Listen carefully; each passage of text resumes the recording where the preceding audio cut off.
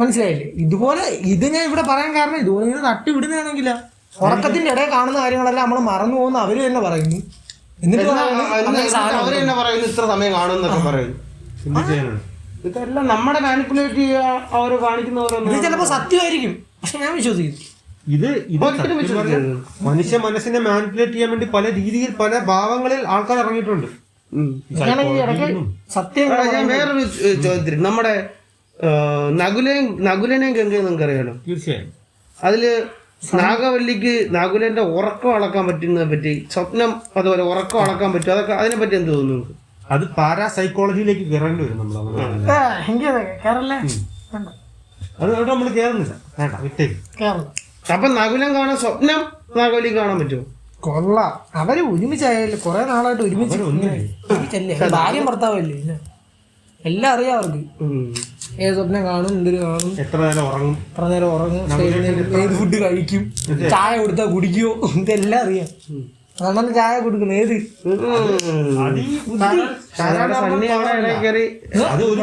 അതൊരു paranormal power തമ്മിലുള്ള ഒരു അടുപ്പമാണ് കാണിക്കുന്നത്. മനസ്സിലായില്ലേ? നമുക്ക് സ്വപ്നത്തിലേക്ക് സ്വപ്നം താങ്കളുടെ അഭിപ്രായത്തിൽ സ്വപ്നം നല്ലതാണോ? ഈ സ്വപ്നം കാണുന്നത് എന്റെ അഭിപ്രായത്തിലാണോ? എന്റെ അഭിപ്രായത്തിൽ സ്വപ്നം കാണുന്നത് അത്ര നല്ലതല്ല. കാരണം സ്വപ്നം നമ്മുടെ അഭിപ്രായത്തിൽ സ്വപ്നങ്ങൾ നമ്മളെ വലിയ രീതിയിലേക്ക് നയിക്കും. ഇപ്പൊ ലോട്ടറി എടുത്ത കാര്യം പറഞ്ഞാൽ നല്ലതാണ്. താങ്കൾ സ്വപ്നം കണ്ട് ലോട്ടറി അടിക്കാനായിട്ട് ഇരിക്കാന്ന് തോന്നുന്നു കേട്ടോ. തീർച്ചയായും അങ്ങനെ ഒരു സ്വപ്നം ഞാൻ കണ്ടിരുന്നെങ്കിൽ ഞാൻ വളരെയധികം ആഗ്രഹിക്കുന്നു ഇപ്പൊ. കാരണം അത്രയ്ക്ക് അവസ്ഥയിലൂടെയാണ് ഇപ്പൊ കടന്നു പോകുന്നത്. മോശം. എന്റെ അഭിപ്രായത്തിൽ സ്വപ്നം വളരെ വളരെ മനോഹരമാണ്. നല്ല സ്വപ്നം കണ്ടിട്ടുണ്ട് ഈ ഇടയ്ക്ക്, അതാണ് ഇത്ര മനോഹരമാകാൻ കാരണം. എന്താണ് കണ്ടതെന്ന് പറഞ്ഞിരുന്നെങ്കിൽ പ്രേക്ഷകർ കൂടെ വലിയൊരു കണ്ടത്. ഞാൻ ഒരു ടർഫിൽ കണ്ടത് മനോഹരം, കാണാത്തത് അതിമനോഹരം എന്നാണ്. കാണാത്തത് അതിമനോഹരം എങ്ങനെ പറയാൻ പറ്റും? നമ്മൾ കണ്ടില്ലല്ലോ. തീർച്ചയായും. അപ്പൊ ഞാൻ കണ്ടൊരു കാര്യം പറയാം. അത് മനോഹരമായിരുന്നു, അതിമനോഹരമല്ലായിരുന്നു. ഞാനൊരു ടർഫിൽ ഇങ്ങനെ ഫുട്ബോൾ കളിച്ചോണ്ടിരിക്കും. അപ്പൊ എന്റെ ടീമിൽ കളിക്കുന്നു സു എന്റെ ടീമിൽ. എന്നിട്ട് ഞാനിങ്ങനെ ക്രോസ് കൊടുത്തു ബോൾ, സൂന് ചാടി ഹെഡ് ചെയ്തിട്ട് കൊണ്ടില്ല. അപ്പൊ മലയാളത്തിൽ എൻ്റെ അടുത്ത് ഒന്ന് പറയുന്നു സോറി, മലയാളത്തിൽ സോറി എന്ന് പറഞ്ഞു. ക്ഷമിക്കണമെന്ന് പറഞ്ഞു. സോറി എന്ന് ഇംഗ്ലീഷിൽ പറഞ്ഞു, എന്നിട്ട് ക്ഷമിക്കണമെന്ന് പറഞ്ഞു.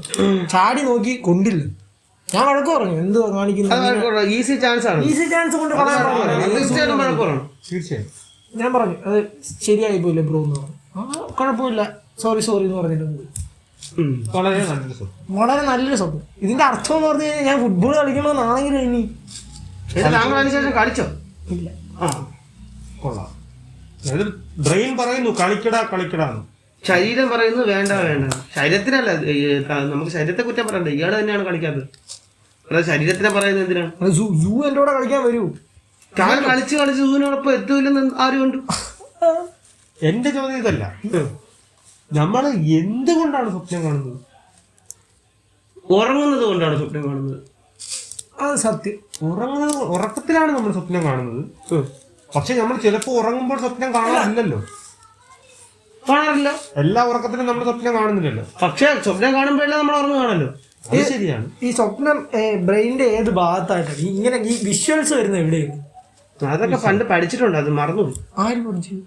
സ്കൂളിൽ പഠിപ്പിക്കുന്നതൊക്കെ. നമ്മുടെ ആരും ഇത് പഠിച്ചിട്ടില്ലല്ലോ. താങ്കൾ നിങ്ങൾ സ്കൂളിൽ പോകാത്തത് എന്റെ കുറ്റമല്ലല്ലോ. ശരിയാണ്. അതായത് നമ്മൾ സ്കൂളിൽ പോയാൽ നമുക്ക് ഓർമ്മയില്ല, പോവാത്ത നമുക്ക് ഓർമ്മയില്ല, സ്കൂളിൽ പോയി ഇദ്ദേഹത്തിന് ഓർമ്മയില്ല. വ്യത്യാസമില്ല. ഞാൻ എന്ത് മനോഹരമാണ് ഈ സ്വപ്നം. അതായത് നമ്മൾ ഇപ്പൊ കാണുന്നത് പോലത്തെ ഒരു ഉലകം അല്ലെങ്കിൽ ഒരു വേൾഡ് നമ്മളത് സൃഷ്ടിക്കുകയല്ലേ സ്വപ്നത്തിലൂടെ. എന്ത് മനോഹരമാണ്. ഈ നമ്മളല്ല സൃഷ്ടിക്കുന്നത്, ഇത് ഓട്ടോമാറ്റിക്കലി സൃഷ്ടിക്കപ്പെടുന്നതാണ്. അതായത് നമ്മുടെ മനസ്സിലാണല്ലോ നമ്മൾ തന്നെ സൃഷ്ടിക്കുന്നത്. അപ്പോ അത് നമ്മളല്ലേ സൃഷ്ടിക്കുന്നത്. പറയാതെ നമ്മൾ സൃഷ്ടിക്കുന്നു പല കാര്യങ്ങളും. സ്വപ്നം കാണുന്ന മെഷീൻസ് ഉണ്ടെന്ന് പറയും. നമുക്ക് ഫോട്ടോ ഒക്കെ സെറ്റ് ചെയ്ത് വെച്ചാൽ അതേപോലെ സ്വപ്നം നമുക്ക് കാണാൻ പറ്റുമെന്നുള്ള മെഷീൻസ് ഒക്കെ. അതുപോലെ ഒരു സംഭവം ഉണ്ട്, ലൂസിഡ് ഡ്രീം. അങ്ങനെ കണ്ട് വിദ്യയിലൂടെ നമുക്ക് വേണ്ട സ്വപ്നങ്ങൾ കാണാൻ പറ്റും. അതൊക്കെ അത് വളരെ നമ്മുടെ കൈവിട്ട് പോകുമല്ലേ കാര്യങ്ങൾ. നമുക്ക് പറക്കണം തോന്നിയാൽ പറക്കാം. മനസ്സിലായില്ലേ? സ്വപ്നത്തിൽ കയറി പല പോക്കൃത്തരങ്ങളും കാണിക്കുന്ന ടീംസാണ്.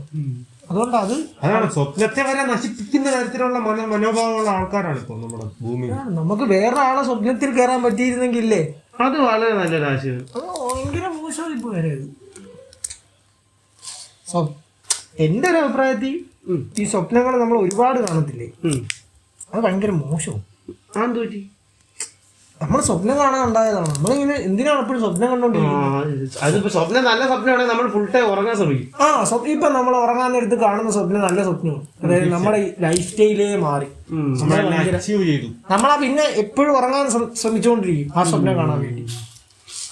സ്വപ്നത്തിന് അടിമപ്പെടുകയാണ് അവിടെ. സ്വപ്നത്തിന് അടിമപ്പെടും മനുഷ്യർ. അതിന്റെ സ്വപ്നം കാണാനേ പാടില്ലെന്നാണ്. ഇത് വലിയൊരു സിംബോളിക്കായിട്ട് ഞാൻ ഇതിനെ പറയട്ടെ. പറഞ്ഞു. അതായത് ഇപ്പൊ നമ്മള് സ്വപ്നത്തിൽ അടിമപ്പെട്ടു എന്ന് പറഞ്ഞു. അതായത് ഇപ്പൊ നമ്മുടെ സ്വപ്നം എന്ന് പറയുന്നത് എന്തോ വലിയ കാര്യം പറയാൻ വന്നു വിട്ടു. പറഞ്ഞു ബാക്കി പറഞ്ഞു.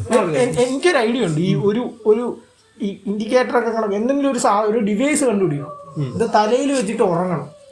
ഇൻഡിക്കേറ്ററിന് പറ്റിയ അത് വേണ്ടെന്നാണ് എന്റെ അഭിപ്രായം. കാരണം ഇൻഡിക്കേറ്റർ ഇവിടെ പലർക്കും അറിയില്ല.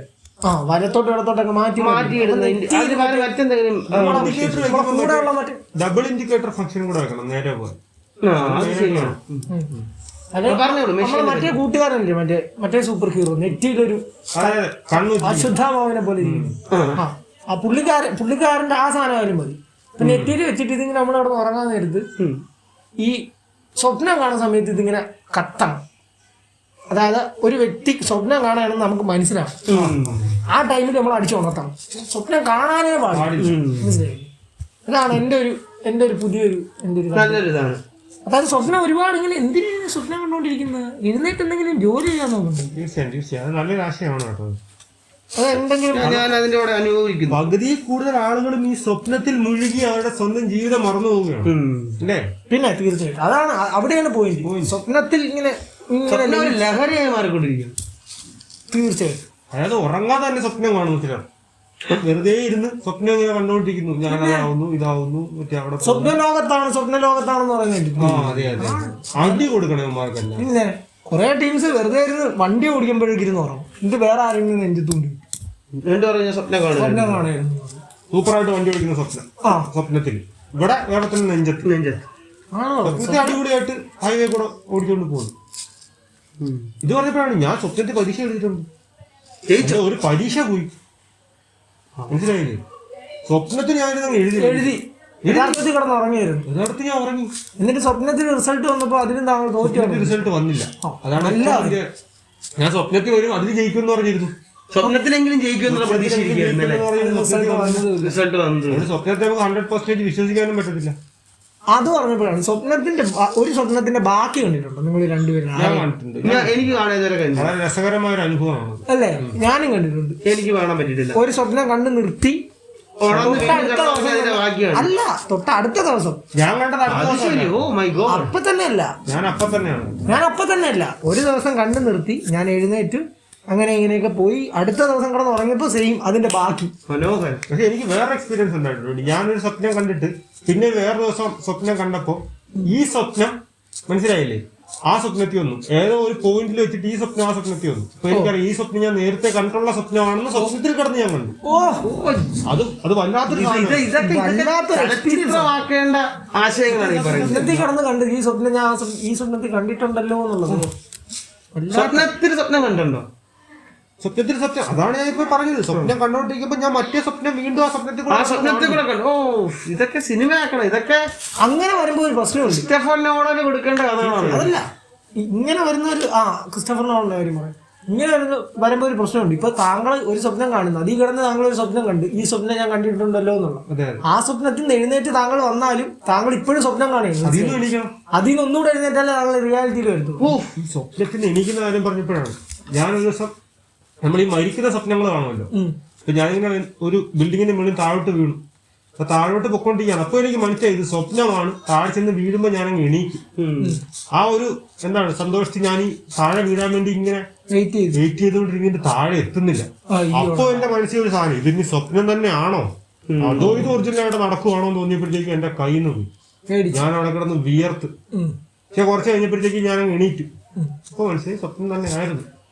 അതും വളരെ നല്ലൊരു അനുഭൂതിയാണ്. സ്ലീപ്പ് പാരാലിസിസ് എന്ന് പറയുന്ന സ്വപ്നത്തിന്റെ ഒരു കളിയല്ലേ?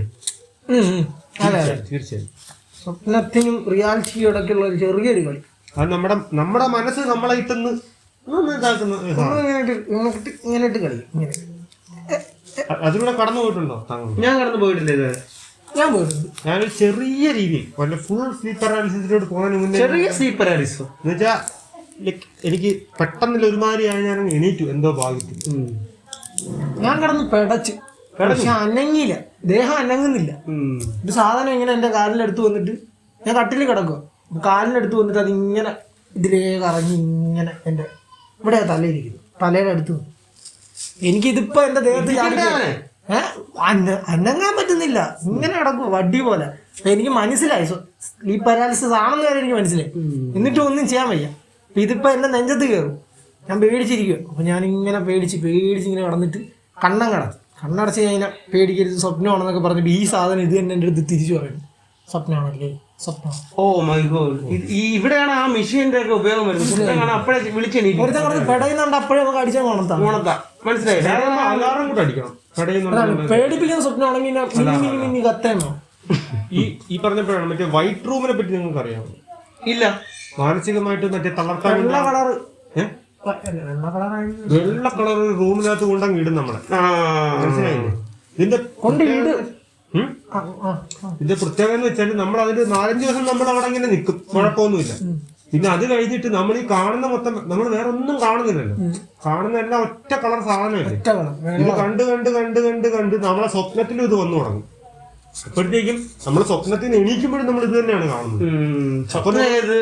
നമുക്ക് ഡിലൂഷൻ ആവും, ഇത് ഏതാണ് സ്വപ്നം, നമ്മൾ സ്വപ്നമാണോ കാണുന്നത്, ഒറിജിനലായിട്ട് ഉണർന്നിരിക്കുകയാണോ എന്നുള്ളൊരവസ്ഥയിലോട്ട് പോകും, മാനസികമായി തെറ്റും. അങ്ങനെയുള്ള